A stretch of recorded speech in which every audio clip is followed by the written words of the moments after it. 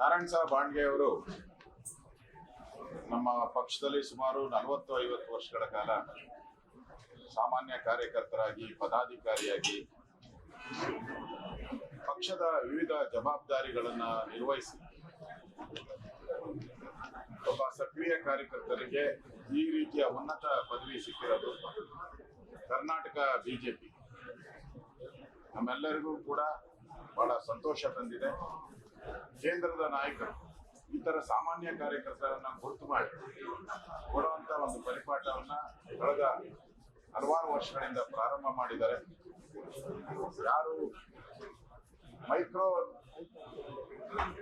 ಜಾತಿಗಳಿದೆ ಆ ಜಾತಿಗಳನ್ನು ಕೂಡ ಗುರುತು ಮಾಡುವಂತ ಒಂದು ಪರಿಪಾಠವನ್ನ ನಮ್ಮ ನಾಯಕರು ಮಾಡಿದ್ದಾರೆ. ಇವತ್ತು ನಾರಾಯಣ್ ಸಾಹೇಬ್ ಬಾಂಡ್ಗೆ ಅವರು ನನಗೆ 100% ಗೆಲ್ತಾರೆ, ಪ್ರಶ್ನೆನೇ ಇಲ್ಲ.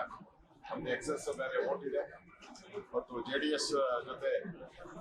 ಜೆಡಿಎಸ್ ಕೂಡ ನಮ್ಮ NDA ಪಾರ್ಟ್ನರ್ ಆಗಿರೋದ್ರಿಂದ ಇನ್ನಷ್ಟು ಬಲ ಜಾಸ್ತಿ ಆಗಿದೆ.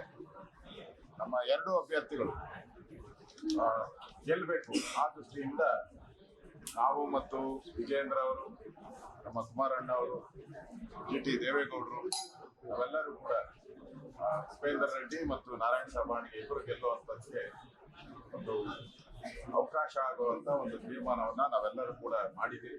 ಇವತ್ತು ನಾವು ಇಬ್ಬರು ಜಂಟಿಯಾಗಿ ನಾಮಿನೇಷನ್ ಅನ್ನ ಮಾಡಿದ್ದೀವಿ, ಇಬ್ಬರ ಪರವಾಗಿ ನಾಮಿನೇಷನ್ ಅನ್ನ ಮಾಡಿದ್ದೀವಿ. ನನಗೆ ಎರಡು ಅಭ್ಯರ್ಥಿಗಳು ಗೆಲ್ತಾರೆ ಅನ್ನೋ ವಿಶ್ವಾಸ ಇದೆ. ಆಮೇಲೆ ಪ್ರಮುಖವಾಗಿ ಹೇಳ್ತಿದ್ದಾರೆ, ಇವತ್ತು ಕೇಂದ್ರ ಸರ್ಕಾರದ ವಿರುದ್ಧವಾಗಿ ಏನು ದೆಹಲಿಯಲ್ಲಿ ರೈತರ ಚಳುವಳಿಯನ್ನ ಮಾಡುವಂತ ಒಂದು ಕುತಂತ್ರವನ್ನ ಮಾಡ್ತಾ ಇದ್ದಾರೆ.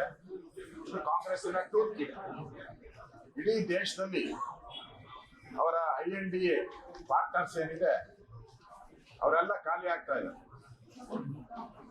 ಸ್ಪೆಲ್ಲಿಂಗ್ ಏನೇನು ಬರ್ತದೆ AD ಎಲ್ಲ ಅವೆಲ್ಲ ಖಾಲಿಯಾಗಿ ಕೊನೆಗೆ I ಮಾತ್ರ ಉಳ್ಕೊಂತಾರೆ. I ಮಾತ್ರ ಉಳಿಯೋದು, ಇನ್ನೆಲ್ಲ ಖಾಲಿ. ಮಮತಾ ಖಾಲಿ.